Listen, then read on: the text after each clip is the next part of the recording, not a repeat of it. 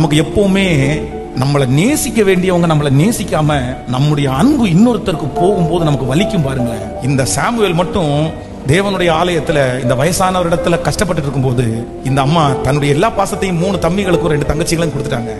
ஆனா இந்த பிள்ளைய மட்டும் வருஷத்துக்கு ஒரு டைம் தான் வந்து பார்ப்பாங்க. ஆனா தன்னுடைய தாயினுடைய அன்பு, தன்னுடைய தகப்பனாருடைய அன்பு கிடைக்காம ஒரு அனாதைய போல இருந்தா கூட யார உறுதியா பற்றி பிடிச்சிட்டான் அப்படின்னா கர்த்தரை மட்டும். ஆனா இந்த அண்ணாளுடைய இவனுக்கு 3 தம்பிங்க 2 தங்கச்சிங்க இருந்துன்னு மட்டும்தான் வேதம் சொல்லுது. அவங்க யாருடைய பேரும் லிஸ்ட்ல கூட.